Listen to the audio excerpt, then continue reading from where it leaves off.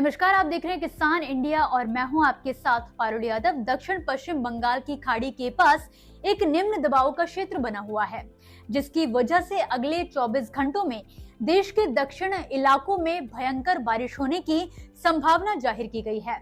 इस दौरान तमिलनाडु में हल्की से मध्यम बारिश होने के साथ ही कुछ स्थानों पर भारी बारिश हो सकती है। तो चलिए जानते हैं देश के जाने माने weather expert doctor S N. Pandey ji से कि अगले 24 घंटों के दौरान इस साइक्लोनिक सर्कुलेशन का देश के किन हिस्सों पर असर पड़ने वाला है। इस समय एक बंगाल की खाड़ी में निम्न दबाव का क्षेत्र बना है, जो अब साइक्लोन में परिवर्तित हो गया है। इसी तरह एक अरब सागर में भी निम्न दबाव का क्षेत्र बना हुआ है। इन दोनों सिस्टमों की वजह से तमिलनाडु में 17 से 22 नवंबर के दौरान, तटीय आंध्र प्रदेश और रायलसीमा में 17 से 18 नवंबर को और अंडमान निकोबार द्वीप समूह में भी 18 और 17 नवंबर को भारी से बहुत भारी बारिश होने की संभावना आगे आने वाले दिनों में देखी जा रही है।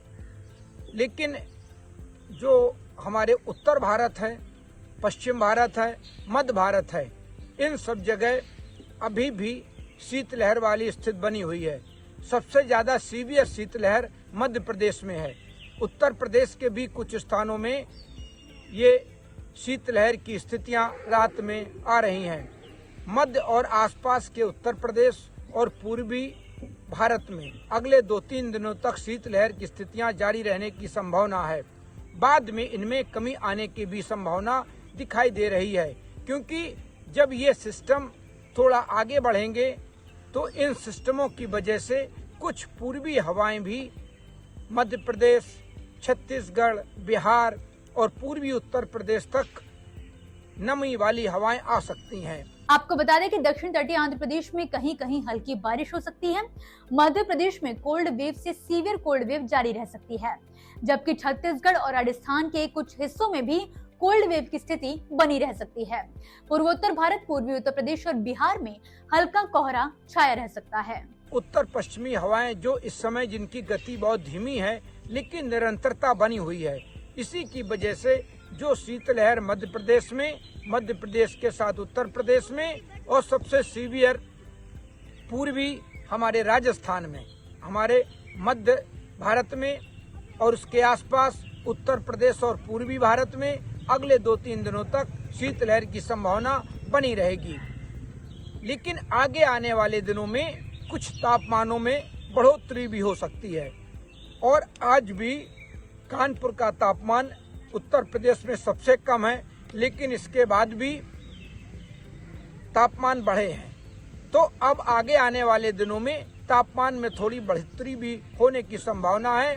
लेकिन जिस तरह आप देख रहे हैं कि अभी भी उत्तर पश्चिमी हवाओं का जोर है, जिसकी वजह से तापमान 10 के नीचे बने हुए हैं और कई इलाकों में औसत से 2 से 5 डिग्री और कई इलाकों में 2 से 7 डिग्री तापमान कम है। ये स्थितियां अभी आगे आने वाले दिनों में जारी रहने की पूरी संभावना है।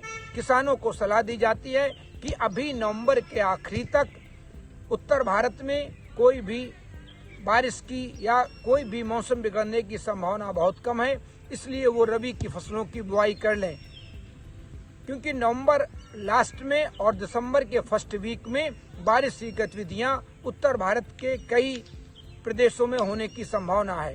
तो वो इस माह तक अपनी रबी की फसलों की बुआई पूरी कर लें। इसी के साथ फिलहाल के लिए इस वीडियो में इतना ही। आप मुझे दीजिए इजाजत और इसी तरह मौसम से जुड़ी ताजा अपडेट्स के लिए आप देखते रहिए किसान इंडिया।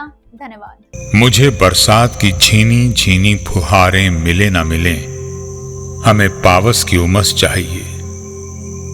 जी हाँ, मैं किसान हूं, क्रांति बीज बोना चाहता हूं। मुझसे अभी सावन भादों, क्वार कार्तिक या फागुन की बातें मत करो। मैं आषाढ़ की पहली बारिश में भीगकर ठहरी हवा में उमस से आकुल व्याकुल होना चाहता हूं।